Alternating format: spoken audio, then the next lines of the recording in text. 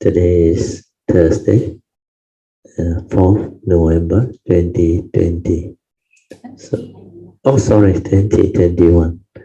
So we will be continuing from our sharing from this book, The Essence of Infinite Meaning, Teachings from the Adapted Verse of the Sutra of Infinite Meaning.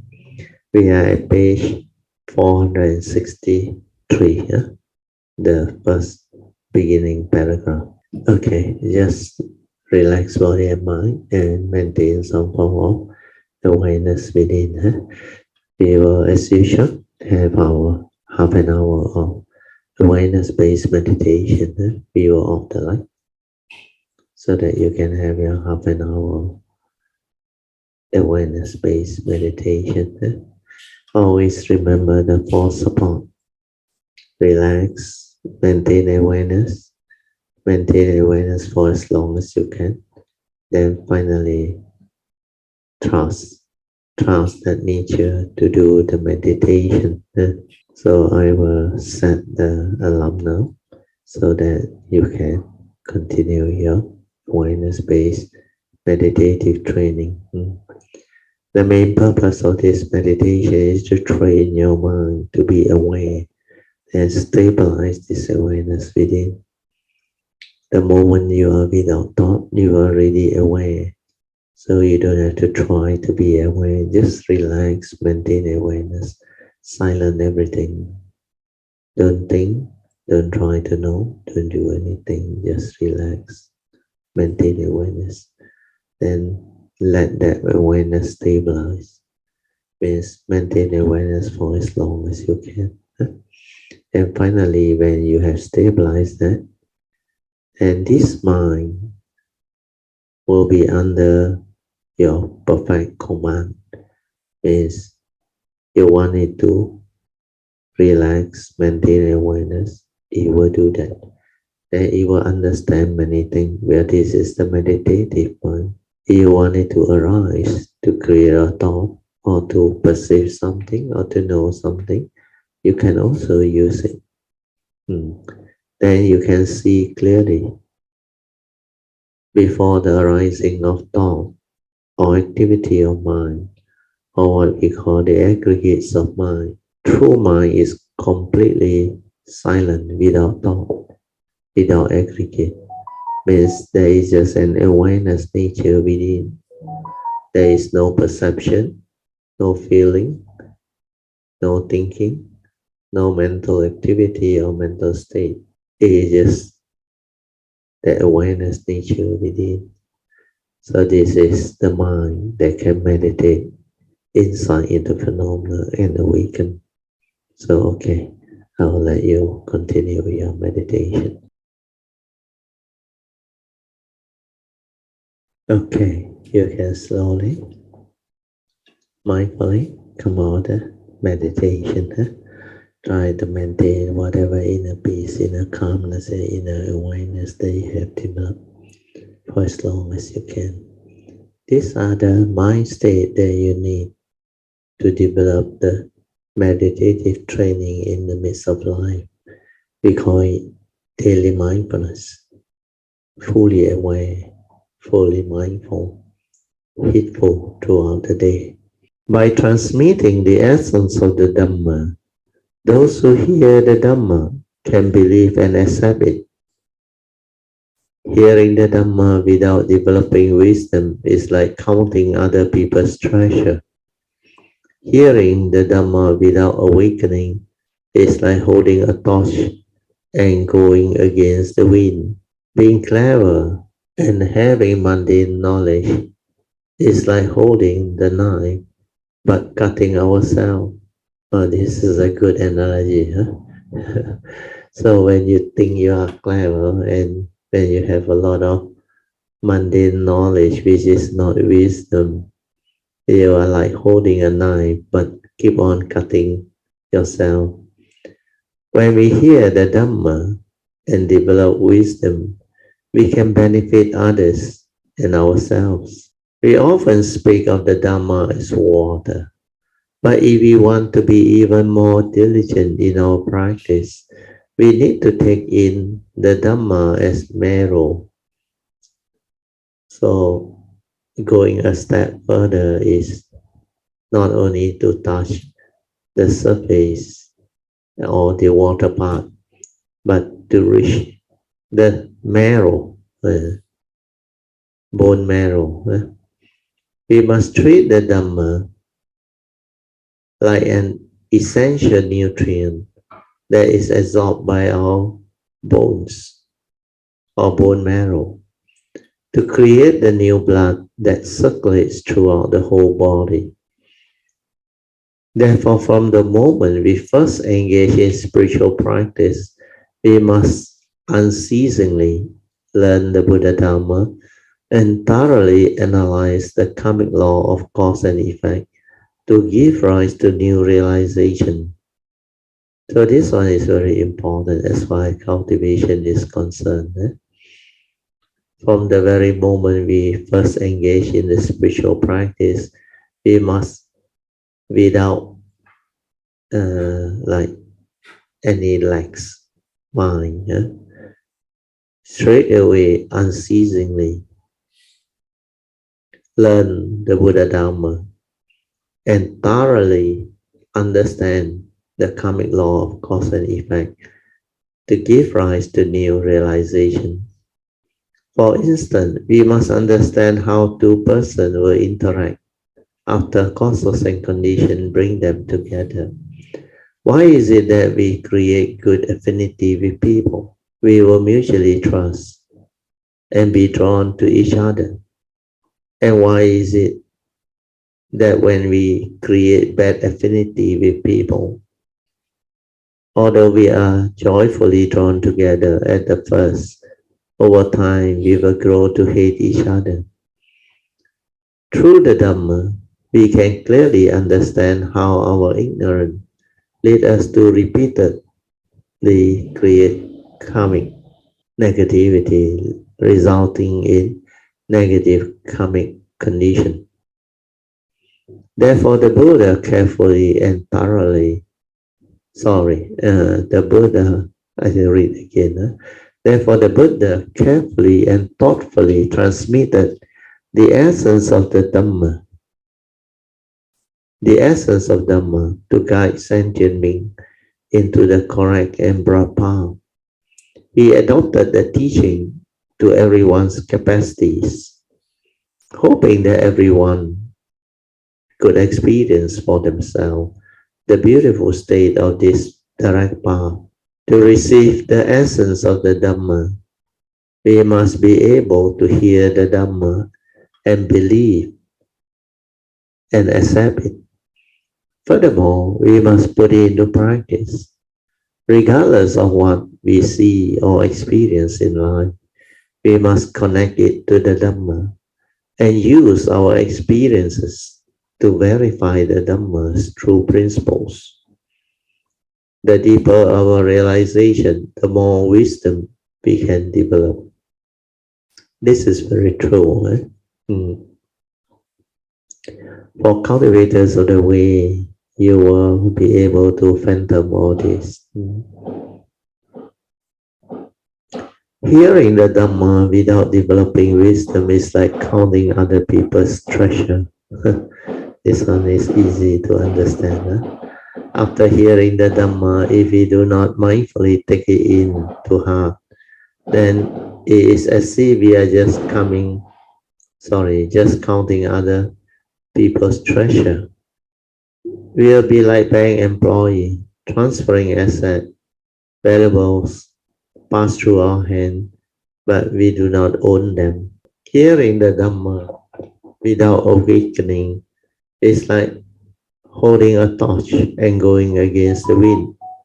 After hearing the Dhamma, some people have not yet awakened, but they cleverly use the Dhamma as a means of tricking people. This is like holding a torch and walking against the wind. We can easily burn ourselves. As we learn the Dhamma way or the Buddha's way, we must cultivate. I'll read again. As we learn the Buddha's way, we must cultivate it inwardly in our mind and practice it outwardly in our action. So this one is very important understanding. You have to go to mind. The inward cultivation at the mind level is very important. Then after that, you put it into practice in our daily life. We must not use the Buddha Dharma to aggrandize ourselves without ever actually putting it into practice. If we do not cultivate ourselves and perfect our character, how can we possibly attain Buddhahood? Being clever and having mundane knowledge is like holding the knife but cutting ourselves. If we only use our mundane knowledge to play with the Buddha Dhamma, it's like using a knife to cut our own flesh. We only end up hurting ourselves. Practice the Buddha's way requires us to transform mundane knowledge into pure wisdom. So this part is also quite true. When you cultivate the Buddha's way, you need to transform whatever you know, your mundane knowledge, into pure true wisdom, so that it can be put to great use. We must not use mundane knowledge to hurt ourselves and others. If we can nourish our wisdom life with the Dhamma and help others to do the same, we have truly penetrated the Dhamma. We must not walk into this treasure trove yet leave empty-handed, all because we are unwilling to reach out to grasp the true treasure. Practicing the Buddha's way requires that we hear the Dhamma and develop wisdom. We must not only hear the Dhamma, but use it to unlock our wisdom and make use of that wisdom to help people so that we can benefit ourselves and others. So this part is concerning cultivation. It's very important that when we cultivate, we have to do it correctly. Otherwise, we will be like deluded being stuck with mundane knowledge, not Dhamma wisdom. So mundane knowledge can actually give rise to problem. That's why there's a saying in the Sutra, there are many things that can bind living beings. One of them is knowledge. Knowledge bind. All knowing is knowledge. And there is nothing to know. What you need is wisdom, understanding. So whatever you know, when you commit to memory, is a knowledge. So knowledge actually binds. That's why they have this famous saying in Mahayana, 所知障. Everything you know obstruct you. Then all your worry become a obstruction too. 烦恼障, 所知障. So all these are very useful. That's why when we cultivate the Buddha Dhamma, we have to really develop the understanding, then put it into practice, then use it to unlock our wisdom, then make use of it to help people and help ourselves. Okay, we go to the next adapted verse. We can focus our mind to concentrate and finish all things that need to be done. With pure wisdom, we can comprehend the great path. We can attain the insights of Bodhisattvas and perfect great wisdom. We can end all negative tendency and eliminate all delusion and karma by preserving sorry, by persevering. It should be persevering. By persevering. Persevere. Yeah, Persevering. yeah, persevering. We can advance in cultivating the virtue of wisdom. So this is what I meant by you need three things to be successful in cultivation. First, you have to be sincere. Then you must have faith. Then you must have perseverance. That's why perseverance is very important. When you have that, you can advance in cultivating the Dhamma. As we learn the Buddha's way, we seek to attain wisdom. That's why that is the only thing we really look forward to. We cultivate the Buddha's way or the meditative training, not to achieve fame, not to achieve psychic ability, not to do funny things like things that are very unique and very special, like reading people's mind and all this thing, or develop ability to levitate, or to see things that people cannot see. All these are the deviation.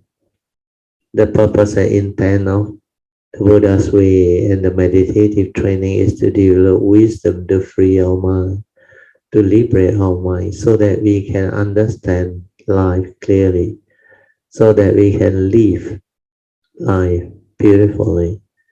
Then we can make use of this understanding to help others to develop the understanding of life and thereby transforming themselves for the better, character-wise, personality-wise, so that they know how to take care of their karma, develop the virtuous way to have the good life, the beautiful life, the meaningful life. So these are very important understanding. So I read again. As we learn the Buddha's way, we seek to attain wisdom. However, in our daily living as ordinary beings or sentient beings, we are constantly letting what we learn leak out. This is because our mind are filled with leaks. Low, in Mandarin is called low. So all this, when we understand, when we are mindful, we can see them. All these leaks are our afflictions. Since our mind are filled with affliction, the truth can never enter or remain in our mind. So we cannot unlock our wisdom. As we learn the Buddha's way, we need to achieve a flawless state, which means having a mind without leak. Then when the Buddha Dharma enters our mind, we will not leak away, and we will be able to unlock our wisdom and eliminate all the afflictions that cause people to be so deluded. If we want to truly attain the state of flawless wisdom and eliminate all affliction, we must first tame our often undisciplined or unrestrained mundane mind. In other words, the heedless, mundane thinking mind. We must focus our mind to concentrate and finish all things that need to be done. Here the word concentrate is not so correct. A better word should be we must train our mind. Even the word focus also same. We must train our mind to be aware, to be mindful, so that it can be collected and unwavering to do all things, to accomplish all things that need to be accomplished. Since we are learning the Buddha's way and walking the Bodhisattva path, we must constantly reflect on ourselves. Are we benefiting and caring for sentient beings?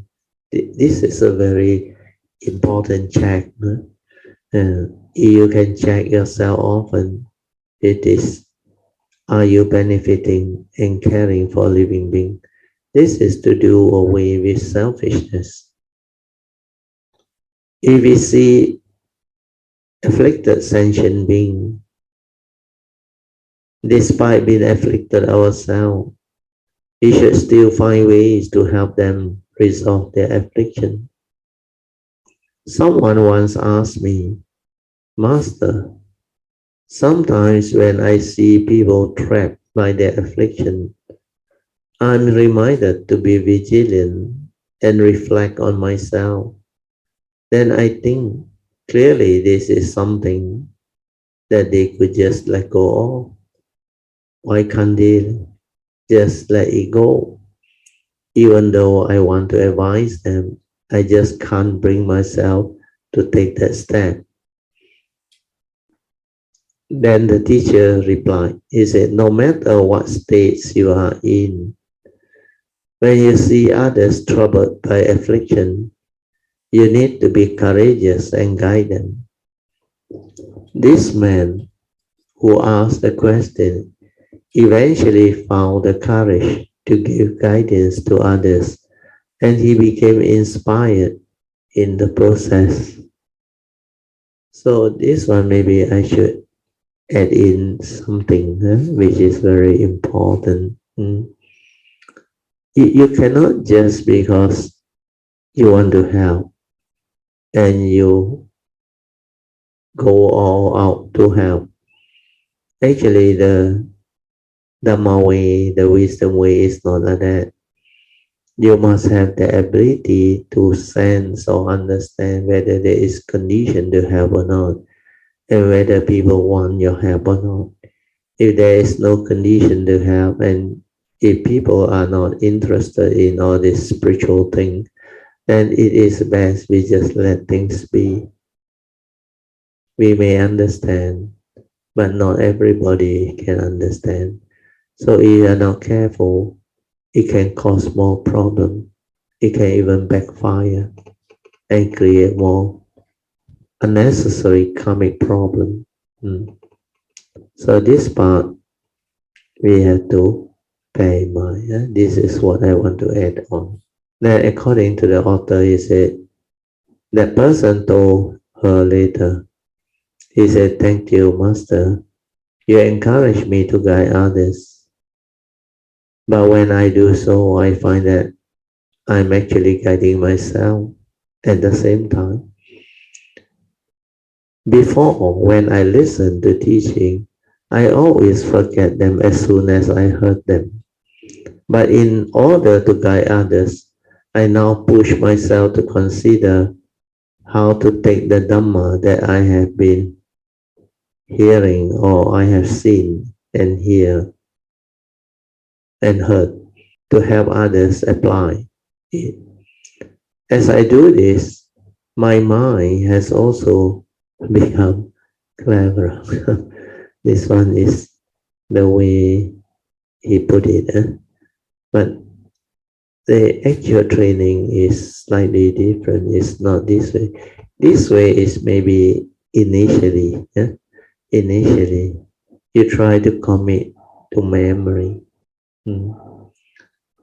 But a better way is to contemplate, reflect, and stabilize the understanding.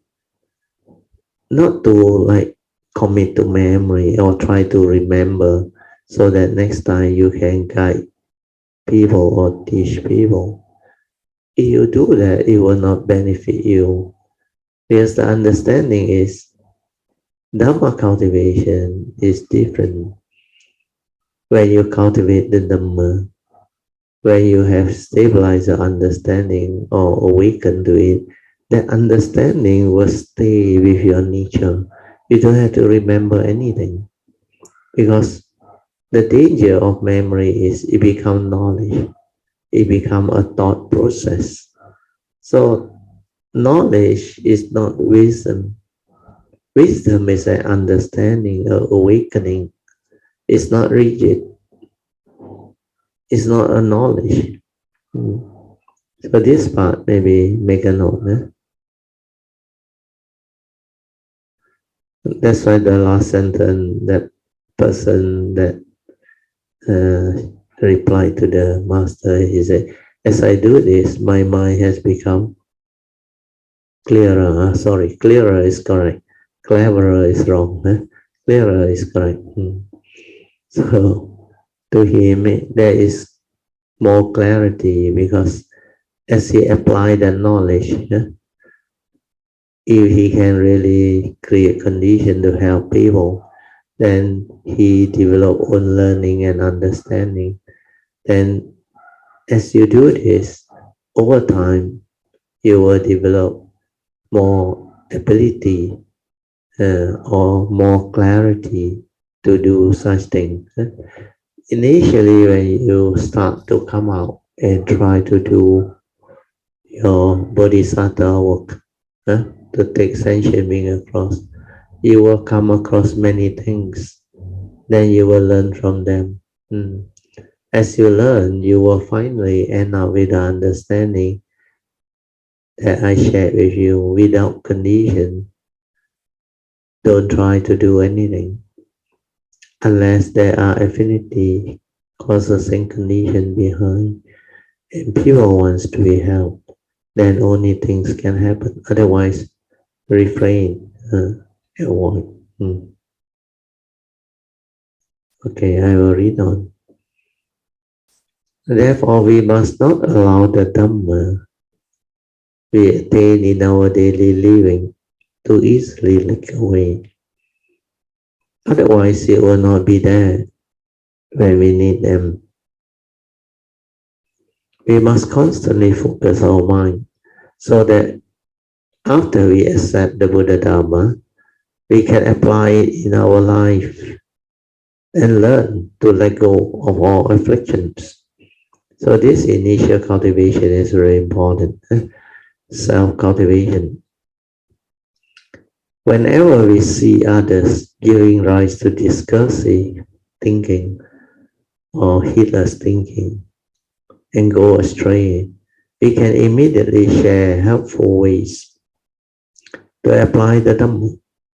This is mutually beneficial. Since we are transforming ourselves and others at the same time, since we are transforming ourselves and others at the same time, then full stop. By transforming others, we ourselves benefit and become filled with Dhamma joy. Since we have aspired to learn the Buddha's way with pure wisdom, we can comprehend the great path. We are seeking the Dhamma, pure and simple, not for fame or personal gain. We must adopt the Buddha's mind as our mind and return to our pure and undefiled intrinsic nature, so we can attain the insight of bodhisattvas and develop great wisdom. The insight of bodhisattva is the ability to learn all Dhamma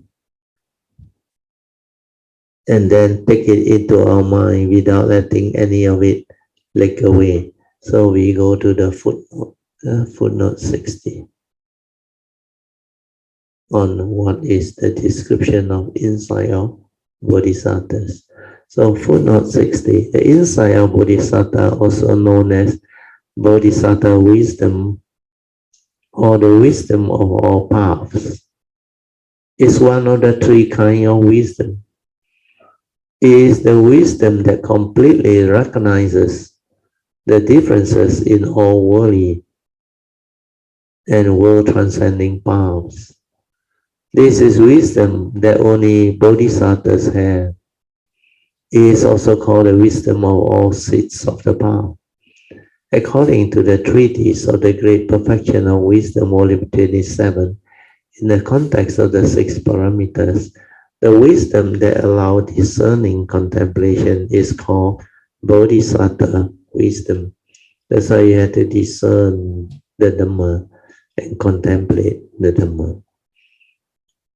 It also refers to the wisdom of Bodhisattva who learn all teachings of the path to save sentient beings. The Tiantai school connects it with the review of illusoriness among the three views. The view of illusoriness, the view of emptiness, and the middle view, and state that it is the wisdom for eliminating thus like delusion. So this is a footnote explanation. So I will close this. Okay. So I have finished on with the insight of the Bodhisattva. Then I continue. To attain the insight of Bodhisattvas and develop great wisdom, we must learn to end all negative tendency and eliminate all delusion and karma. We must say that engaging in spiritual practice is learning to eliminate habitual tendency. In fact, this is the most difficult to root out habitual tendency. When you root out habitual tendency, you can root out all negative tendency. Then you can eliminate your delusion and do away with your negative karma.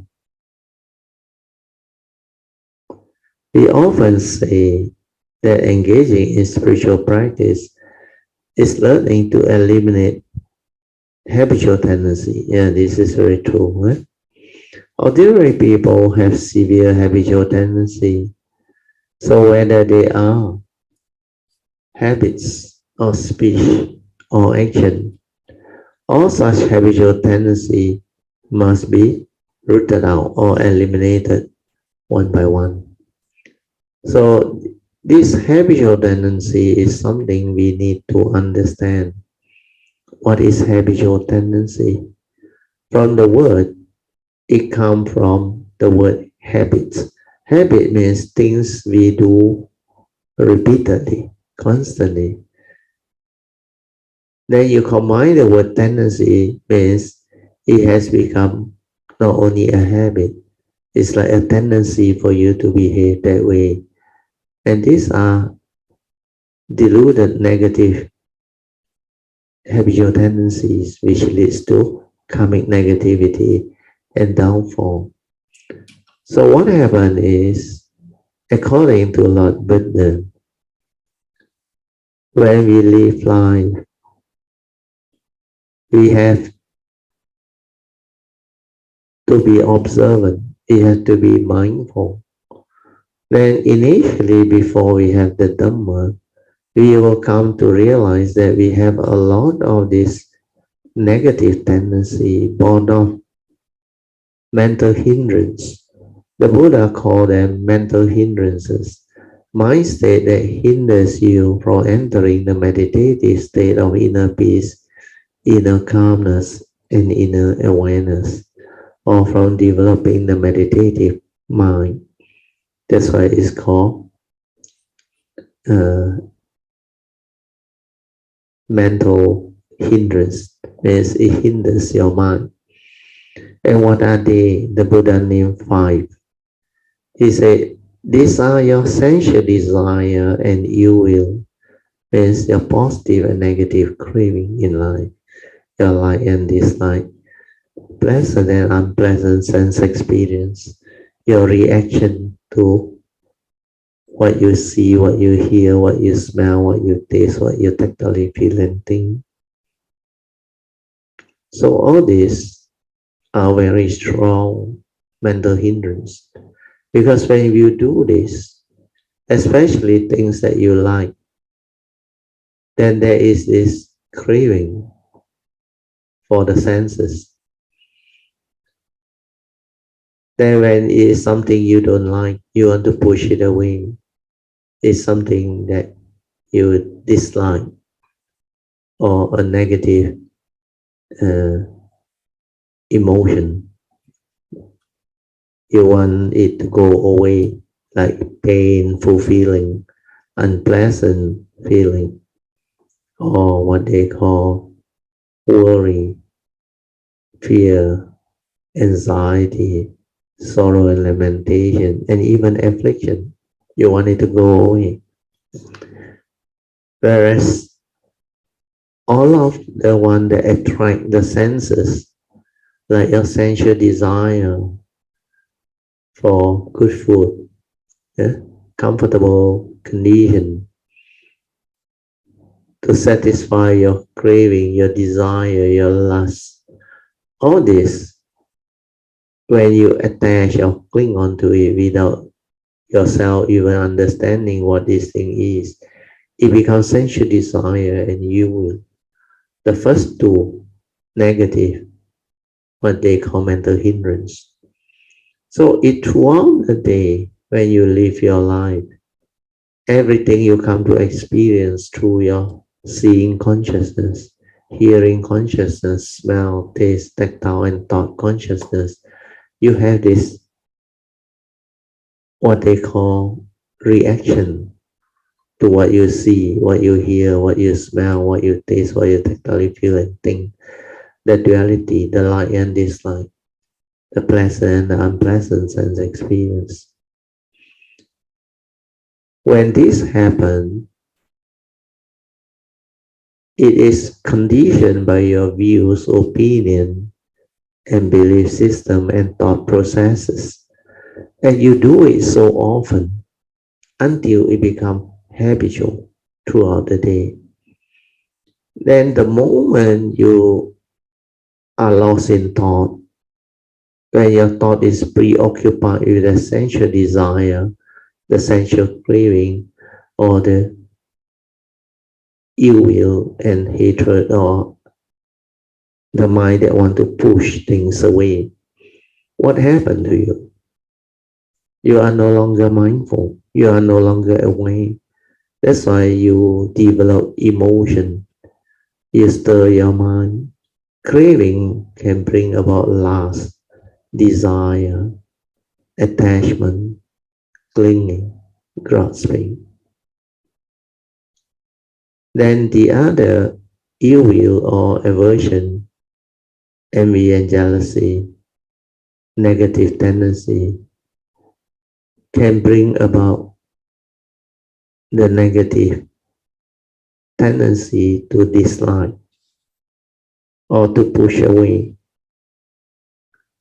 So these are the duality, the positive and negative craving or mind states that constantly arise in heedless sentient beings. So when you have this so often, it becomes habits. Then it develops into tendency. That's why we call it habitual tendency. Yeah. Then you cannot be at peace at every moment of sense experience. That's why mental hindrance create a lot of what they call mental emotions, mental negativity. And all these are evil roots of greed and hatred. The positive craving of sensual desire is actually very severe greed, the evil roots of greed. Then the negative craving, aversion, dislike, anger, hatred, envy, jealousy, etc. This one is the opposite. It is also an evil roots, the evil roots of hatred. So when you have this, they are born into your life, existence. So when you are mindful, when you are aware, you can see all this very clearly. That's why mindfulness is very important. That it makes you sensitive. It lets you understand how your mind stir and react to sense experience and create a mental hindrance. that hinders your mind from entering the meditative state or inner peace, inner calmness, and inner awareness. Why can't you be at peace with what you see, what you hear, what you smell, what you taste, and what you tactily feel and think? If you can't do that, means you have not developed your meditative training and understanding. The wisdom is not there. Then the third mental hindrance is sleepiness. The Buddha called it sloth and torpor. Lethargic mind, the sleepy mind, the mind that is very lazy, that's slothful. So when you are in this state, you cannot have clarity, you cannot have alertness, you cannot be awake. That's why you cannot meditate. So a sleepy mind cannot be mindful, cannot be awake. That's why it's a mental hindrance. Then the fourth one is very obvious. The Buddha say, when you have a lot of what they call mental, when this mental thing, your mind become restless because you have problem. So restlessness of mind due to problem, due to certain reason, is the fourth mental hindrance. So when you have problems with life, especially the first noble truth, reality, state, condition, what happens is it prevents you from having a peaceful mind, a calm mind, because you become restless. Through what? Through fear, through worry, through anxiety. You worry about your problem. You want to resolve it, but you cannot resolve it. So this thought, restlessness, fear, worry, anxiety, they keep on attacking you, haunting you. That's why sometimes when you want to meditate, you can't. When you want to calm yourself down, enjoy a peaceful evening, enjoy a very nice evening tea or afternoon tea, or even have a nice coffee in the morning. You can't, because this thing, your problem, so-called problem in inverted comma, will haunt you, will make you restless, arise the fear, the worry, the anxiety, and this one afflict human being the most. Human beings suffer the most.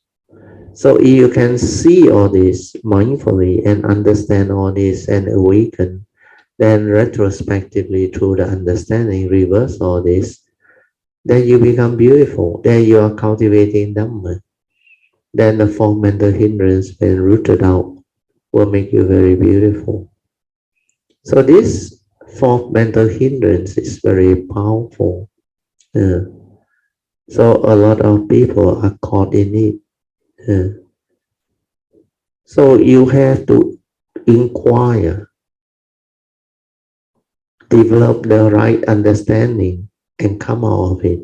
When something happens, why must you straight away develop the fear, the worry, the anxiety, the sorrow, and the lamentation, and perceive it as a problem? That is where living beings become deluded, suffer. They attach, they cling, they hold without understanding. But if you are able to objectively look at it and inquire what actually happened, then you focus on the situation. Then when you don't label it as something fearful, negative, then what happened? Then it becomes a reality. And this reality, like the Buddha has taught us, is common to all humanity. Not only you experience it, every living being that goes through life will experience it. So if I understand this, then I will reflect and contemplate. Oh yes, no amount of fear, worry, anxiety can help me solve this problem. so-called problem. But if I don't perceive it as a problem, I perceive it as a common reality of mankind or humanity, then I can do something about it. Then I can be at peace with it.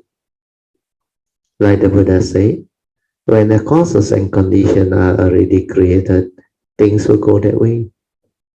That's why thing is just the way it is, the reality, the truth. Truth is, the reality is.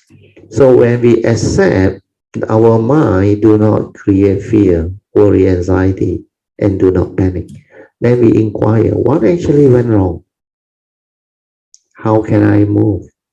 How can I resolve this amicably with wisdom, with understanding, following Noble Eightfold Path? And that is the Dhamma way. Then from there you realize your mind that doesn't stir and react and create restlessness and mental hindrance is at peace. When it is at peace, there is clarity. When there is clarity, then you can act. You act with wisdom, understanding, following Noble Eightfold Path, which will lead to the end of all suffering. This is the Dhamma way. This is how you overcome and root out your mental hindrance. Then the last of the 5 mental hindrance is doubt. When you have doubt, means you don't have faith in yourself, in your ability to understand this teaching, this Dhamma, this truth. That's why doubt is due to your lack of faith, lack of understanding. So doubt also will create or trigger of fear, worry, anxiety, leading to lack of confidence in doing things. So when you lack faith and confidence in doing things, you are bound to fail, you are bound to make mistakes. Where there is a mental hindrance, it prevents you from entering the meditative state of inner peace, inner calmness, and inner awareness to act, to live life. So these 5 mental hindrances, if you are not mindful, not aware, you cannot overcome them. They become very severe habitual tendency. And every time you have a problem, you will cling on to that mental hindrance of restlessness, fear, worry, anxiety, even doubt. Then such a desire you will, of course, throughout the day, you exhibit them. That's why we call habitual. So if this is the way of living being or sentient being become heedless. They repeat all this almost throughout the day, all the time, until affliction arises. This is heedless living without Dhamma, without understanding. So the Buddha's teaching is very beautiful. He said this mental hindrance, you have to reverse it. Otherwise, you will become heedless. Suffering or affliction will follow you. So how do we reverse this mental hindrance? He said you have to cultivate the opposite mind, which he called the mental faculties, spiritual faculty. Mind state that can allow you to understand spiritual teachings. That's why these 5 spiritual faculties are very important. They are Saddha, Virya, Sati, Samadhi, and Panya. The English translation is faith in the Buddha and his teaching. Virya is spiritual tenacity to go this way. Or through understanding, you know the importance of this teaching. You want to develop the spiritual zeal, Z-E-A-L, to cultivate this teaching. So Virya is a type of energy that sees the importance of this cultivation, then go all out to cultivate it, to develop the spiritual tenacity or spiritual zeal to go this way. Then the third spiritual faculty is sati, mindfulness. That's why we learn to be mindful, to be aware, to be within the moment, the awareness nature. When you are aware without thought, you are being mindful. The mind is in full awareness, fullness. without thought. So once sati arises, you become sensitive, you become aware, you can meditate.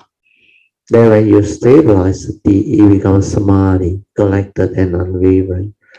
Then with sati and samadhi, you can see things as they are and awaken. You can observe with clarity. Then the Dhamma unfolds itself and wisdom arises, the last spiritual faculty. So these five, if you cultivate them, it will root out the five mental hindrances. Where these opposite five, when they arise, the five mental hindrances cease to be. They are complementary, but cancel each other. It's a pair. Where hindrances are there means you lack spiritual faculties. When spiritual faculties are there, mental hindrances, then you become heedful, aware. You are no longer in a problematic, heedless state of delusion. Because when the spiritual faculty is there, the mental hindrance is gone, then there is nothing to hinder your mind from entering the meditative state of inner peace and inner calmness. Then what happened to your mind? Your mind will have the spiritual faculty of sada that will make you very calm, very composed, full of faith. Then virya, you will not be sleepy. That spiritual tenacity and zeal will make you alert, motivate you to go all out, to cultivate. Then when there is sati, you cannot think the wrong thought. You cannot be heedless. You are just aware. And the mind that is aware can meditate. Let everything cease and return. Then you develop the wisdom. Similarly with samadhi, you will not stir your mind. You will not create the sensual desire and ill will. You will not be sleepy because of the virya.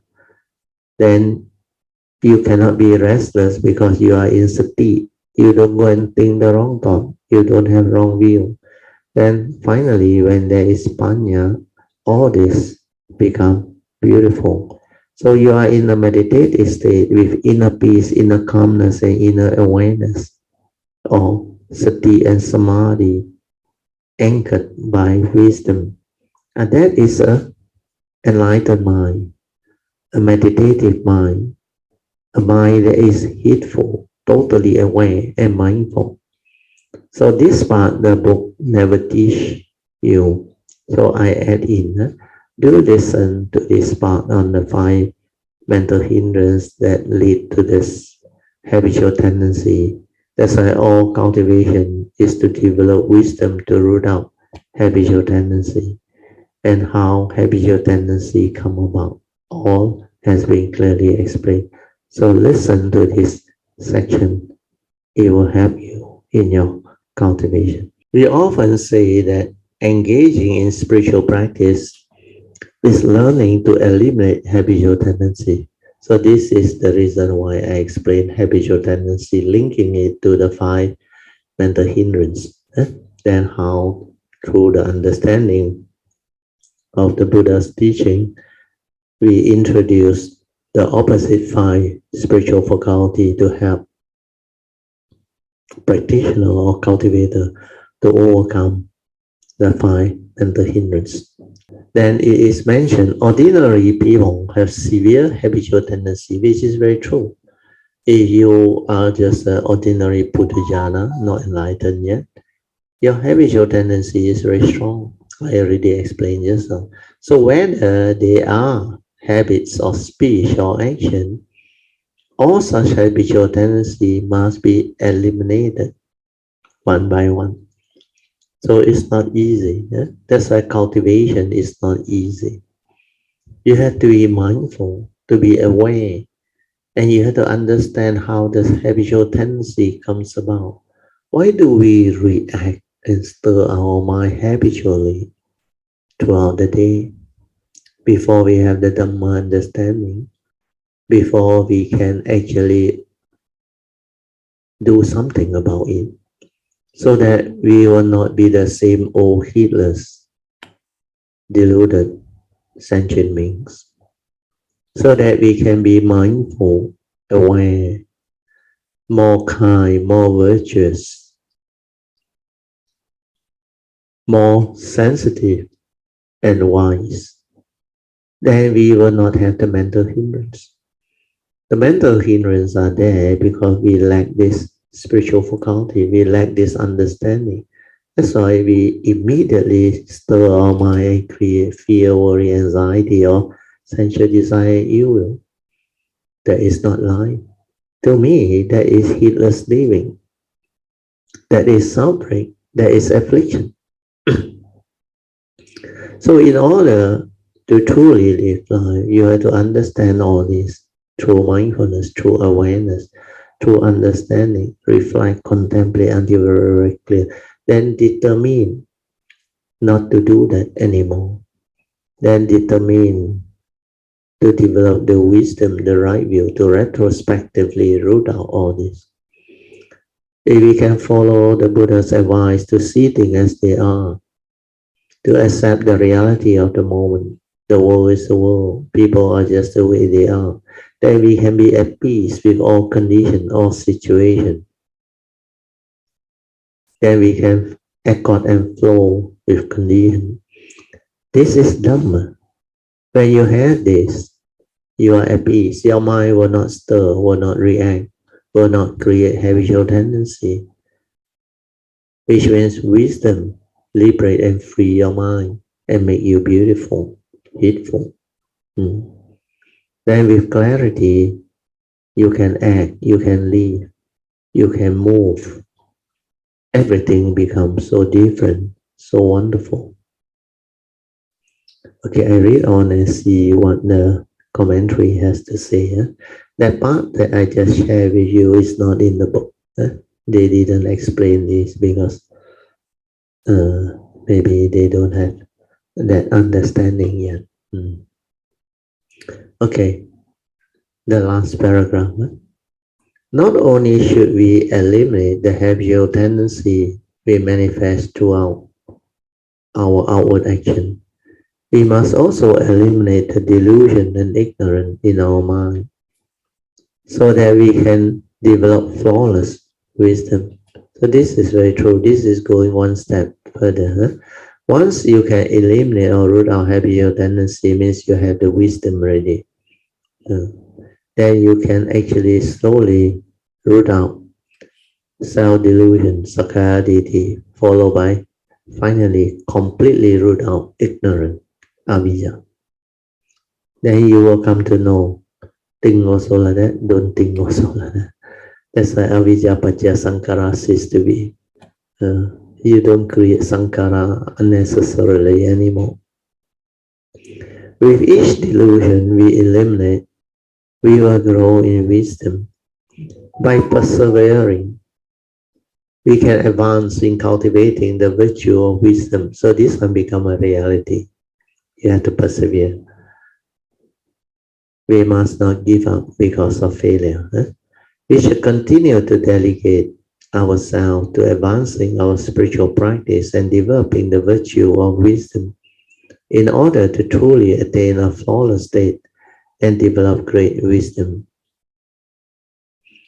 The virtue of wisdom must be cultivated internally before it can be manifested externally to earn people's affirmation, trust, and respect. This is very true.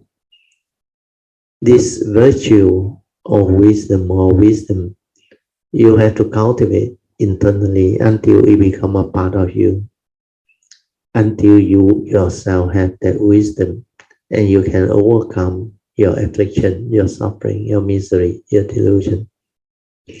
When you can root them out all, means you have cultivated them internally within your own mind field. Then only you can apply it outside, means it can be manifested externally to help people. Because if you cannot do that, then you cannot earn people's trust, respect, and affirmation.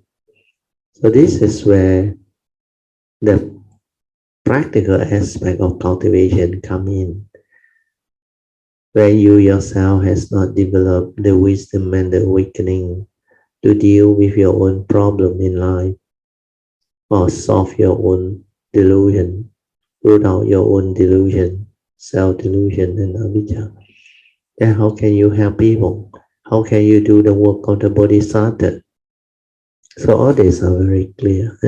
So the next heading is on the 8th merit. So this one, I hope you all can go back and read it out.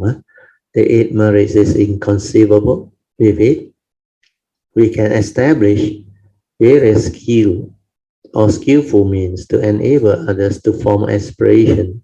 Once their faith has developed, we lead them to courageously advance. With mind unwavering, we lead them to strengthen their aspiration. If someone previously do not believe in the existence of transgressions or blessing, we must practice the Sutra's teaching to inspire their faith. We will fortify our observance of precept and our patience as we also practice the parameters of giving. We will attain unsurpassed bodhi and and purify all Buddha lands. So this one you go back and read. Okay, now we will open up for meditation reporting. Okay, I will continue with my sharing. Yeah. Okay, just to comment on today's teaching, Brother, Sadhu, yes.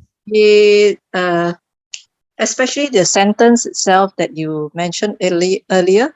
Yeah. To eliminate habitual tendencies is to eliminate karmic negativity. Yeah. That to me is so important, Brother. Yeah, very powerful and very powerful. Very deep meaning type of statement. Yes, because that is what we have to work towards in our cultivation. Yes, definitely, Brother. If we are not able to do this, you cannot progress. Because the habitual tendency keep on coming back on you. Yes. And create misery. And this goes on and on. It's like the cycle of suffering will be there. Correct. Yes. It's like the what they call poverty cycle. This one is affliction cycle. Yeah. It will continue to actually move you, torment you, and make you miserable until you wake up. Because these are habitual tendency born of delusion, born of heedless thinking, heedless way of living life, because you don't develop the spiritual faculty. And you do all this so often until it becomes habits. Then it becomes a tendency. That's why it becomes habitual tendency. Very difficult to root out. And living beings don't know what to do with it. And even cultivators don't understand this. That's why they go and practice something else. To them, they thought vipassana. Then they thought jhana, jnana, all those things. But the basic teaching has not been understood. The habitual tendencies are the one that condition them into heedless thinking, negativity, affliction, suffering, and misery.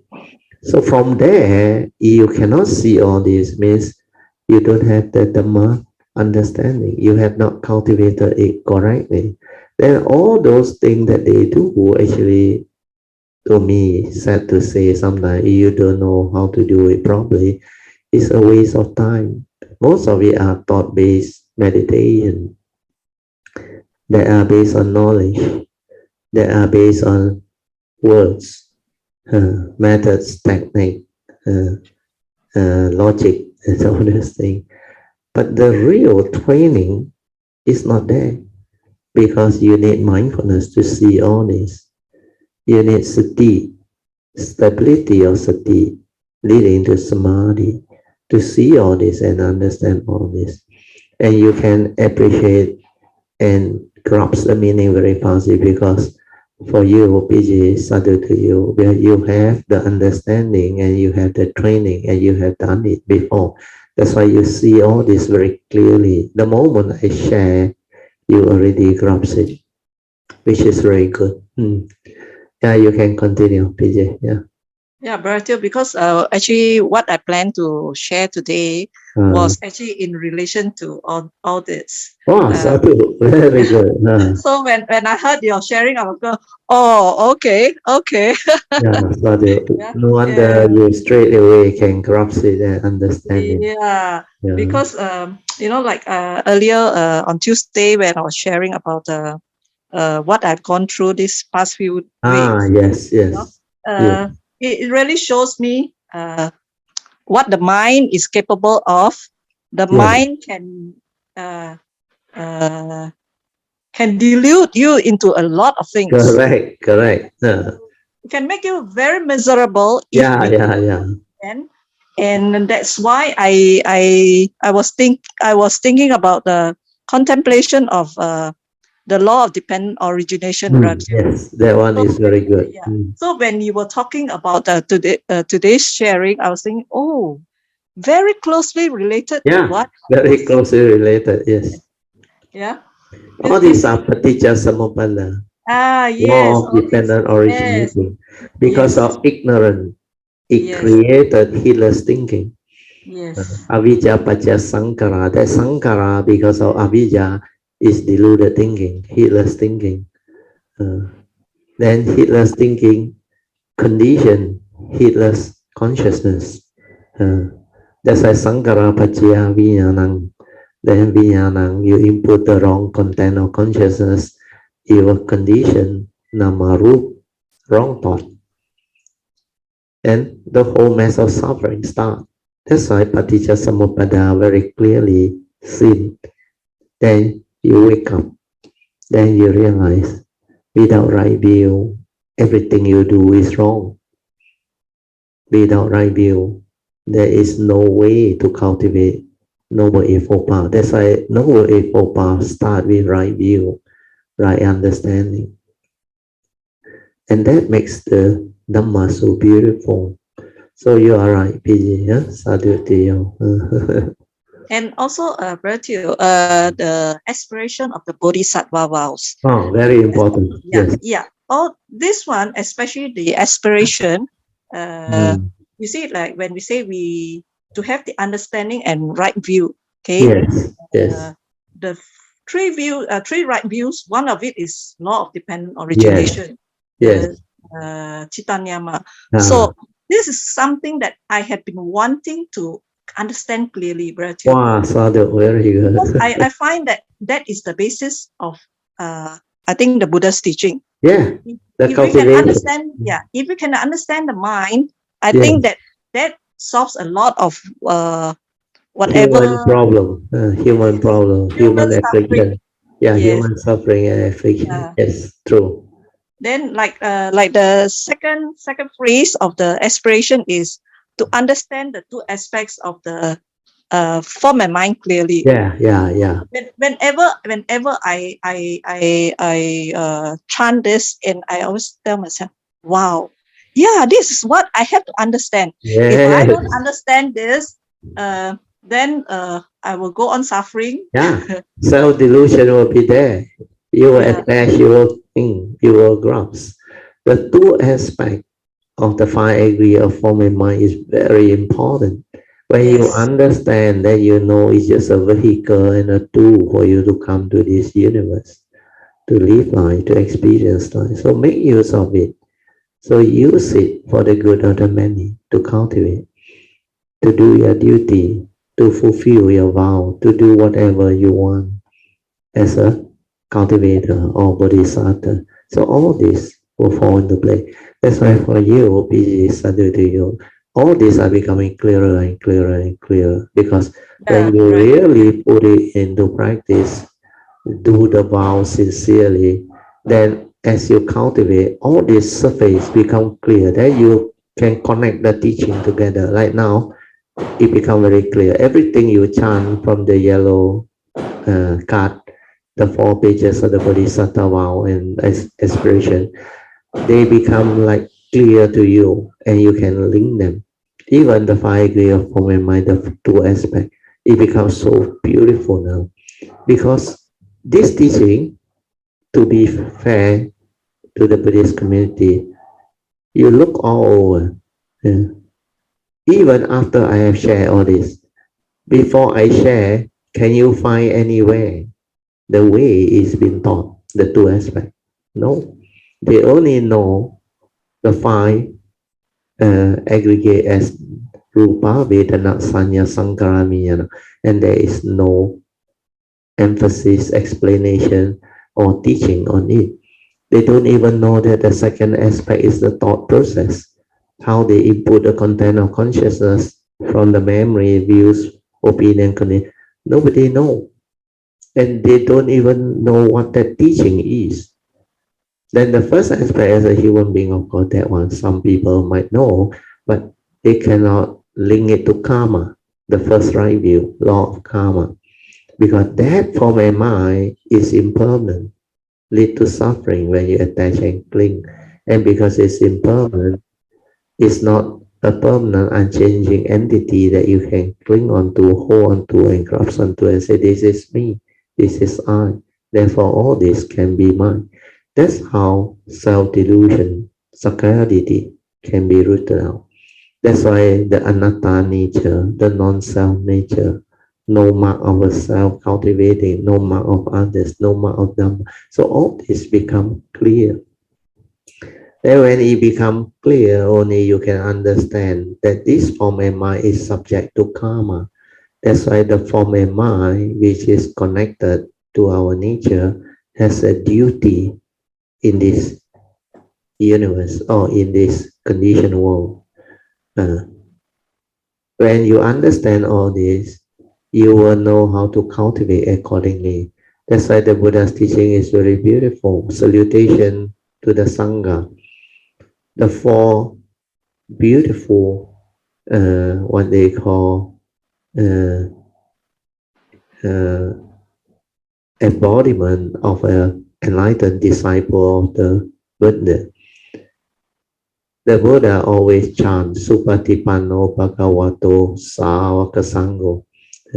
So this one is of good conduct, of upright conduct, of wise conduct, and of dutiful conduct.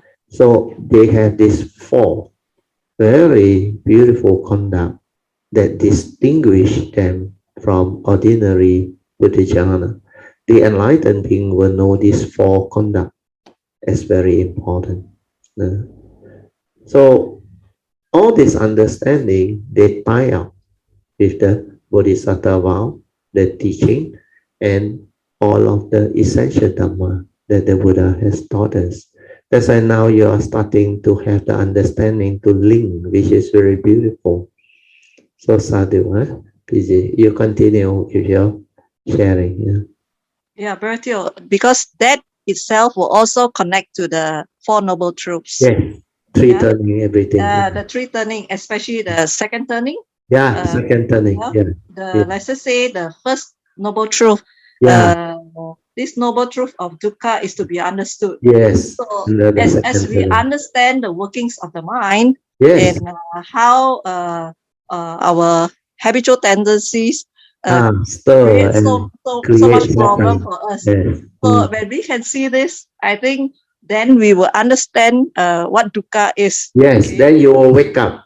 Yes. No wonder your mind doesn't move when your sister passed away, that news. And when you drive back also, it becomes different already. But the understanding is there, the two aspects of form and mind, no reality, no mark, everything is clear. Otherwise, that one will have problem. That one will arise, the emotion and all those things. Then sometimes the remorse, the regret. So all this, when you have the correct training and the correct cultivation, you can see the difference. That form of mind is being transformed. It cannot go back to the old way, the heedless way. We got no more of those delusion, the heedless thinking, the attachment, the clinging, all cannot surface anymore. Where the yoniso manasikara, the Dhamma, which prevents delusion, they will keep on surfacing. Then this understanding free and liberate the cultivator's mind, which in your case is your mind. That's why you can understand all this and you can see all this, which is most beautiful. Sadhu to you, Vijay. Very good. Continue. Yeah. Yeah, brother. Another thing is like let me just quote an example of it. It's like on the seventh day itself when we went to collect the ashes because she was Cremated, yeah, the reality of seeing the bones and the ashes, sadhu. that itself if we don't have the acceptance, acceptance itself, if we attach and attached to all things like to because our human that visual consciousness can trigger off memory. Then from the memory, it can create all the emotion, everything. Without Dhamma, without wisdom, that paticca samuppada cycle will go, it will move. But because of the wisdom and the understanding, you can even accept the reality. And then you can just perceive it with clarity. The physical body, when it's devoid of consciousness, go the way of nature because it consists of the four elements. And this element will disperse. Then what you have is the ashes. Of course, human being being emotional, being superstitious, they think this is what that being is. Then of course they want to like put it in an urn and all. You can do that for lay people, for for Puttejana. Sorry, excuse me. But for the enlightened being, they know all this has got no meaning because there is no reality. But it doesn't mean that it cannot be done. If it can be done for wholesomeness, to let people have the faith and all those things like your niece, or your sisters, sibling, and all the their children and all those things. No problem, because this is Dhamma for them to hold on to, so that they can at least develop some form of good mind state, piety mind state, or whatever. But if it's something that turn them into emotion, that trigger of sadness, affliction, then you have to explain to them. The Dhamma can actually help you overcome all this. Because a lot of people, especially the Buddhajana, the deluded living being who has not had the Dhamma, they cannot take all this. To them, it can be afflicting. Affliction can arise anytime. Sometimes when they hear the chanting, they also become sad. And when they go and collect the ash, they also become sad. And in between, they suffer, they become miserable. Then remorse and all that. But this is the way of living beings. And when the mind understands for cultivator, it becomes very clear, very beautiful. So all this understanding you will have.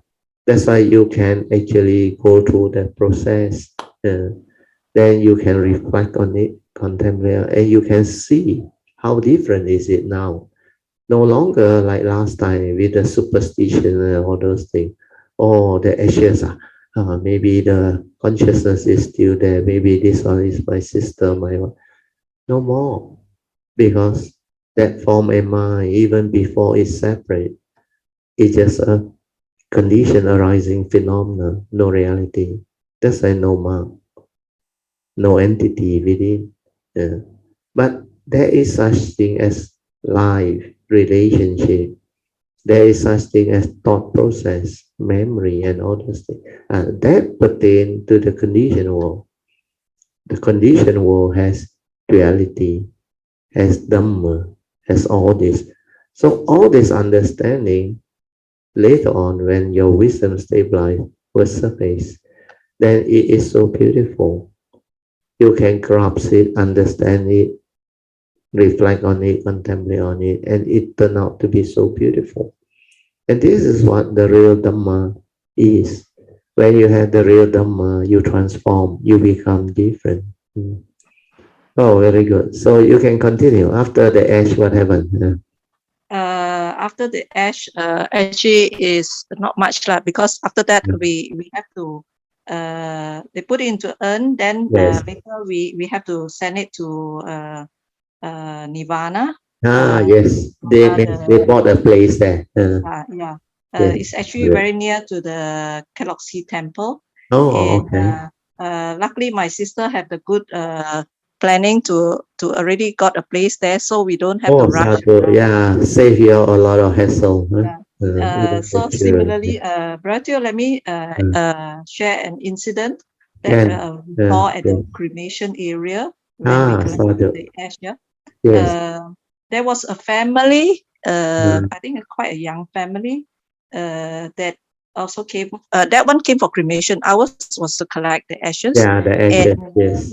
when the casket was pushed in and about to be pushed in into to cremate, Yes. I tell you, it's the first time I've seen, especially a Chinese family, cry so much. But it was heartbreaking. Yeah, and then Yes. I asked myself, I told myself, this is what happens to human Correct. beings when we have so much attachment. Yes. I mean, When there's there nothing is bad, no Dhamma. nothing wrong with it, Correct. Bratio, nothing wrong Correct. with it, because These are very this is natural a behavior. conditioned world. Yeah, Yeah, this conditioned is a world. conditioned world where we have strong relationships, especially Yes. in families. So this tends to happen, especially with somebody like a sudden death, you know. Yes. And I suspected that the person in the casket is the mother. Oh, So yeah. can you just imagine, you know, Yeah. what happens to the family? Yeah. Correct. The So family. that you know, all these subsequent happenings. That's why it it triggers me to contemplate on the law of dependent Yes. origination. That one is very powerful. Then Yeah. you can understand clearly that the world is different. Human beings are different depending on the delusion level and the understanding. They behave differently. Then you will continue to witness a lot more. Where as a bodhisattva, this exposure of life is going to be very beautiful, very, very beautiful. So all this is what you will go through, which is something that will expand your horizon of understanding. Very good. Sadhu to you, PJ. Yeah. And even when we go to nirvana, we can see. I mean, I saw that, you know, even in death, we have so many rules to follow, and it's like, I mean, it's so strict that you must do this, and do this. Yes, it's very Nobody common. dares to break. Nobody dares to break any of this. Yes. Yeah. Yes. And how to say? Even in death, we want everything to be. Oh, I want a perfect view when my urn is placed. You know, after That's right. I go and view, it, and I don't say, oh, this is nice place and all that. Then only I tell myself, you see, even in death, you're so fussy. Yeah, because this is what the Buddha meant by belief in rites and ritual, superstition. Because people just, because of ignorant delusion, they don't understand, they can become gullible. That's why sometimes people can make money out of them, is because of that. And they will tell them, oh, this feng shui not so nice, you must do a feng shui, a better one, a more expensive one. Then they will recommend you a lot of things. Then you must do this ceremony. Actually, no meaning. If you don't take care of karma, all this, you are actually deluding yourself. Maybe it may give you a form of comfort at that moment, but this is delusion, really heedless delusion. So when you understand already, all this is within the conditioned world. The Dhamma that the cultivator understands is different. He know you, he know me. Form and mind separate, that's it, finish. The Dhamma part is gone. Wait, let me answer question.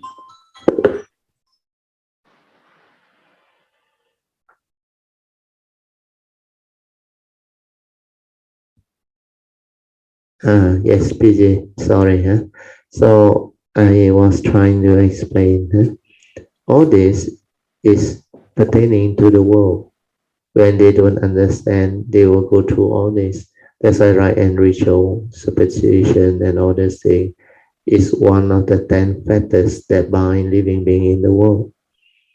So even as a sotapan, the first stage of sainthood, the first 3 factors will be severe. First is sakayaditi, self-delusion, no more. Then the second one is belief in rites and rituals, superstition, no more. So all these factors will be gone. Then there is no more doubt on the third factors about the triple gem, about the teaching, about the truth and the reality. So this first 3 factor is very powerful. Once you see it, a lot of heedless way of affliction is gone. But of course, the fourth and the fifth factors is sensual desire, ill will, and that one can still afflict what they call the sotapan. But once they cultivate, continue to cultivate, and able to attenuate it, then they become sakadagami. So sakadagami is first 3 factor gone, then fourth and fifth factor attenuated means reduced. But when you reach anagami, the fourth and fifth, which is sensual desire and ill will, completely rooted out, no more. So the first 5 factors completely severe. Then the next 5, that one, you need to be arahant to really root it out. So even the anagami, they still attach to the 6 and 7. The 6 and 7 is attachment to form jhana and formless jhana. Then the 8 factors is mana. Mana is the subtle self-conceit, the subtle ego. Then the 9 factors, you will be surprised. That one, they call it restlessness of mind. So that restlessness is not really like the mental hindrance, because for the anagami to go through the enlightenment, very likely he has rooted that out.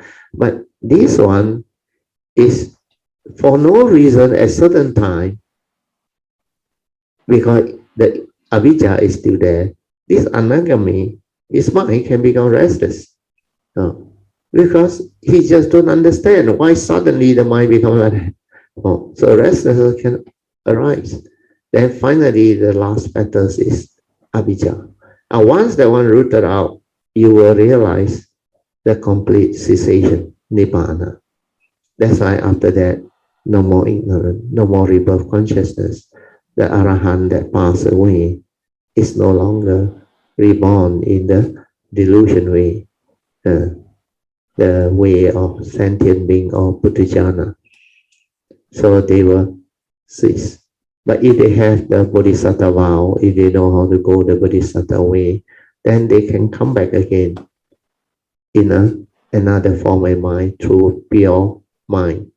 Pure mind that is conditioned by the first vow, because they vow to liberate sentient being, the limitless sentient being throughout the universe. And this one is out of love and compassion. That's why they do that. So that vow will create causes and conditions for another form of mind to arise. But that is based on a pure thought, no avijja. Means a virtuous thought that arises, no more ignorance. And that one can also condition form of mind to come back. That's how Bodhisattva come back. They can take rebirth. Then they can continue to do their work because of their vows, their adhitan, their aspiration. So all this, as you walk this way, you will come to understand. Okay, easy.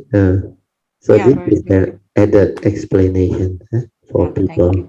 Yeah. who have the condition to understand. So very good. So after that, you saw the family going through the cremation. Then you saw how they cry and all those things. Yeah, so very Yeah. good. Right, you see, like the the basis of, to me, the basis of law of dependent origination is when we always say, when condition no more, Very good. it Everything will seems cease. to be. Everything cease. Yeah. So this is the basis of the law of dependent origination. So this what is something that I told myself I must understand clearly. Yes, so Yeah. that it will not create problem for you in future. Yeah. Because condition no more, everything cease. Yeah. That's Yes, why we say impermanence. yes, The three yes, characteristic is impermanence itself yes, and dukkha is so clear. yes, very clear. When you wanting your way, which is not nature's way, following the law of dependent origination, you will suffer. You will attach, you will cling, you will ground, and you will create your own affliction. That's why you will see it very clearly. Because nature's law is such. When condition like that, things will be like that. You have to accept that reality. If you cannot accept, you resist, you create affliction, suffering, misery. Very good. That's why you can link them all out. But teacher Yeah. some And this in turn will tie up with the second turning of the second noble truth. Yeah, yes, yes. Yeah. So Attachment and craving is to be is to be abundant or I think severe. this is what it's about, right, Rachel? Yes, if you don't severe it or root it out to an understanding of no, then it will continue to afflict the human being. They can go and use their knowledge, their thought to rationalize, to like think about it. That's why I say all the way of the mundane thinking, they will use it to analyze a situation. So no amount of analysis or thinking can actually brings about wisdom or freedom. Because the more you analyze, the more entangled you become. Because all these are based on your individual views, opinion, and conditioning, belief system. But the reality is, hey, no you, hey, no me, no mark. Then you still got a individual who still have a relationship and the thought, which is egoic, want to analyze what to do from now on. How come like that? So they will come out with other type of belief system to maybe please themselves, So you will start to see all this happening in the world. That's why the Buddha said there is a lot of wrong view, sakkayaditthi. The wrong view is so thick. So it's not easy because what he realized, the Paticca Samuppada law dependent origination through insight into the universal characteristic is so penetrative and it points towards no mark, non-self, empty nature of existence. And this is a very deep rooted understanding of life. Without this, you cannot free. That's why people are caught in the thought process. They use thought to analyze things, to understand things, then to come out with solution and answer to things. Cannot. Thought doesn't give rise to wisdom. Wisdom need to be awakened to, insight into. That's why it's completely different. It's an understanding. It's not a knowledge. It's not how to do. It's understanding things the way it is, as it is. Understanding through the reality within the moment and all those things. So as you go through all this, as you experience all this, you are more and more exposed into all of life. Then as you move this Bodhisattva way cultivation more and more, in future you will develop more and more of all this beautiful understanding. Like this line, you again come across another understanding which is very important, the Paticca Samuppada, the law of dependent origination. When condition arise, thing arise. When condition continue to sustain itself, thing continue to flow and like this. But when condition cease to be, everything cease. Nothing to talk about. That's why cessation. Cessation means everything cease. It's a conditioned world. When condition cease to be, everything cease. Like the Dhamma Sutra, 一切有为法，如梦幻泡影，如露亦如电，应作如是观. So the English translation is, everything within the conditioned world is dependent originating, condition arising phenomena, 有为法. And because it is condition arising causal phenomena, there is no reality. That's why everything is like a dream, dreamlike, illusionary. Then like a bubble, pop, gone, then like a shadow, no reality. You see the shadow following you everywhere, but it's just a shadow, no reality. Then Zulu Ilu Tian is like a lightning, a morning dew, and a lightning flash. So phenomena is short, very short. Morning dew, when the sunlight arises, when the heat is there, the dew is gone.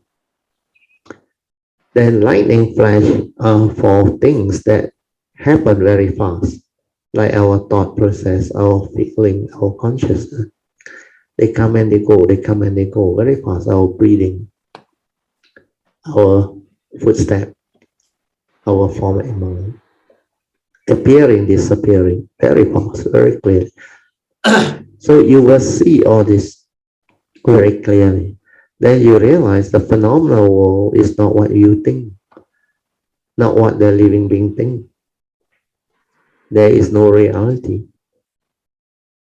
Everything is just the way it is, through suchness, the Dhamma of suchness, the suchness of all things, such, ta. So all this, the cultivator will come to fathom, comprehend, then they will have that joy, that understanding, then they will move and they become very different. That's why bodhisattvas are very different. Cultivator of the way who has this understanding are very different, and they can really teach very profound Dhamma. Sadhu to you, huh? Good. You are going through all this, which is very beautiful. Brother, from what I see, Yes. it is actually our belief, our conditions that made us so deluded that we can't see that all this is actually delusions itself. Yeah. We grab so tightly Correct. to our beliefs and our conditions that we take it that it is like the truth itself, Yeah. Like I we always cannot say, accept that all these phenomena and sense experience actually arise because of condition. We cannot accept that. Yeah. All these are due to delusion, sakkaya ditthi, self-delusion. When there is no self, no personality, there is no greed, no hatred. And when there is no greed, no hatred, there is no delusion. That's why the egoic mind, which is sakkaya ditthi, self-delusion, where we grasp onto the five aggregate of form and mind, thinking is real, thinking that we exist. This is what we are. And because of that, the personality, the egoic mind arises. Then what happened? This one, it has craving, it has desire, for me or not for me. That's why that selfishness, that greed will surface. Then when things don't go your way, when things arise that they don't like, They want to push away. So the evil roots of greed and hatred keep on oscillating. And that comes from what? Self-delusion, sakkayaditthi, where you think you believe. That's why you want to cling, grasp, and you think this is me, this is I, all this can be mine. So because of that, the Buddha's teaching is very beautiful. Sakkayaditthi, self-delusion, created suffering, affliction. So like you mentioned just now, for a living being to understand this is very difficult. Where they believe it's very real, the form and mind is very real, where there is so much emotion attached to it. And the senses that see all this, perceive all this, is like so real to you. Everything is very tangible, like the physical world, everything you touch, you feel. Then there can be emotion. How can you say all this is empty and unreal unless you had the Dhamma? So now you understand, huh, PG? Yeah, Bertil, now I'm starting to understand the Yeah, Dharma better. in a very And I profound find manner. it I find it so Yeah, meaningful, Bertil. yeah, so So, beautiful. No yes. longer at the superficial level of last time knowledge and Yeah, knowledge. yeah, yeah, No yeah. more. True, Yeah, true. now you penetrated the truth. Then you realize human being, how can they ever understand? Like I used to share last time, what I realized is the complete opposite of what normal human being believe is real and true. They take the unreal as real. They take impermanent as permanent. They don't believe that there is old age, sickness, and death because they want to cling on to the form forever young. And when they grow old, they cannot accept. All this reflect the lack of understanding, lack of Dhamma. Yeah. But the reality is the form and mind is not me. It go the way of nature. So why grasp, why cling, why hold?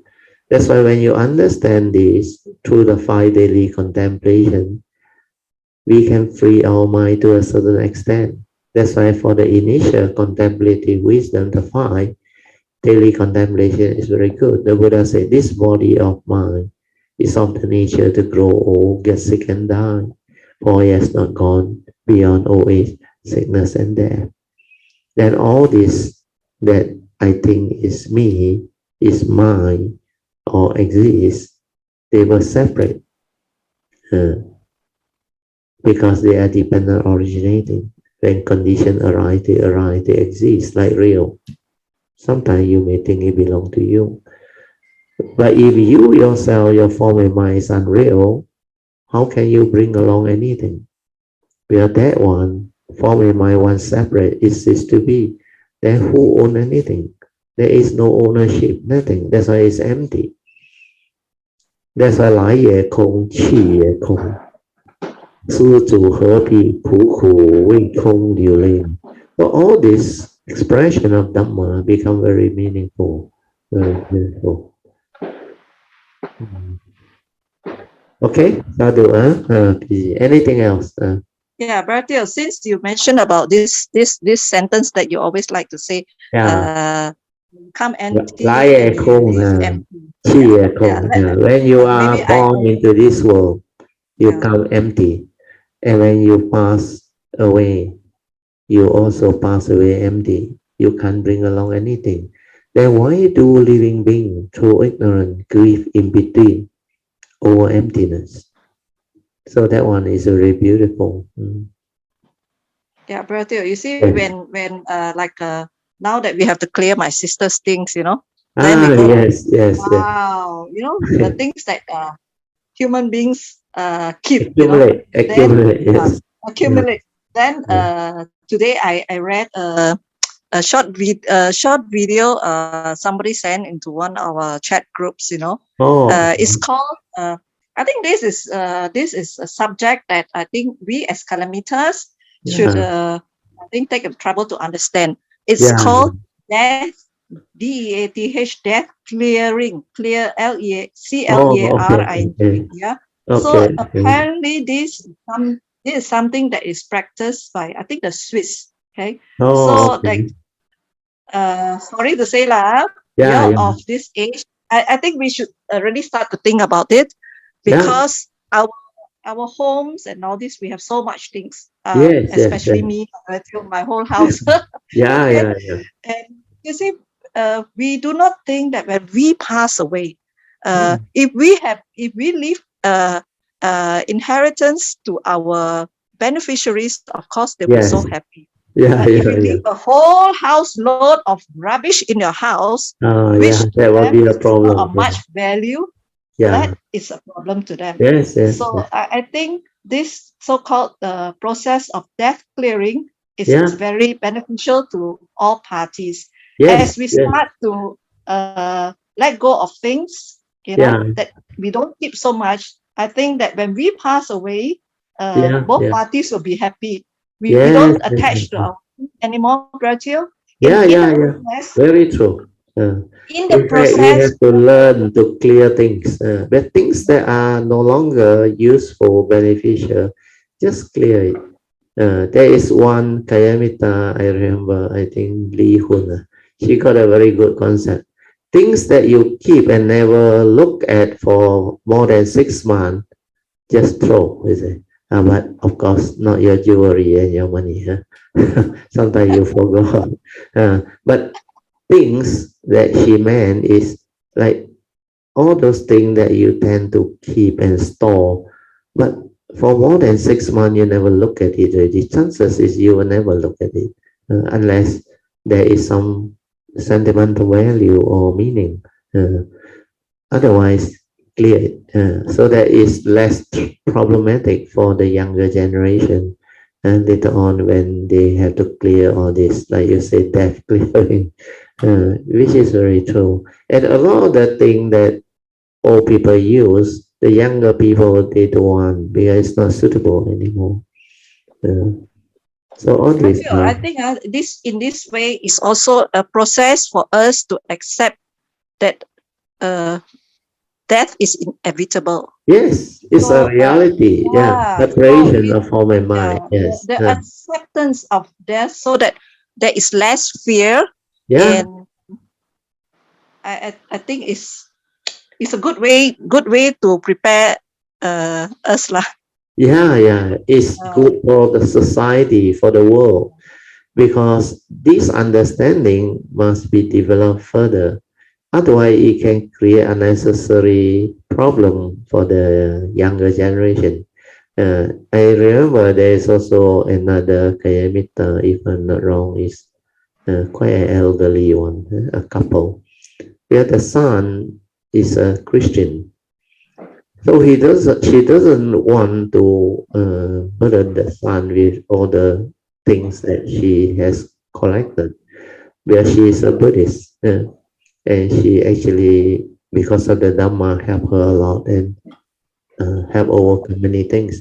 But when she reached almost 80 or what, she also don't want to trouble the children. That's why the image that I gave to her, the Kuan Yin, oh sorry, the Buddha, the Mahayana Buddha that I bought from China. She asked me very politely, Isabel, you don't mind, I return to you. I said, good, no problem. Then she returned to me. That was many years ago and it's still in my house. Anybody wants it, you can still have it. That one you gave to me already. No, no, there's another one. I give to you one is another one. That one I bought from China too. But Okay. this one is another. This one Mahayana one. Yours one is a Kuan Yin, is it? No, the Buddha Rupang, Amitabha the also. brass one, the brass Oh, okay. Buddha Rupang. Oh, okay, okay. Oh, the brass one. Okay, okay. Yeah, that's another one. Yeah, yeah. But this one is bronze, bronze. This one is very serene. Is it yours? Yes, the You left it in small my house? the one in front of the Amitabha photo. Amitabha. Miss is yours. Oh, I forgot I have given to you. Yeah, sadhu, sadhu. Sadhu. Oh, that one is a very good one. You better have it. That one. Yeah, Bratio. Definitely. Sadhu. I appreciate that very much, Yeah, yeah. Bratio. You collect it when you are free. That one many years already here is Yeah. very good. Yeah. Oh, luckily you remind me. I thought nobody has taken it. Uh, so for me, when there's condition, I just give it away. Sadhu, sadhu. Oh, very good. So now at least you reminded me. Very good, PJ Sadhu. Oh, no wonder you have such great affinity. Very good, Sadhu. Mm. You know, Bratio, when we talk about the Buddha Rupang, that trigger off another memory. You know, Yeah. when I went to Nepal and I went to this what they call the heritage area. I cannot remember. Yeah. Patan Square. And that area they have a lot of those shops and all this. And I went in there.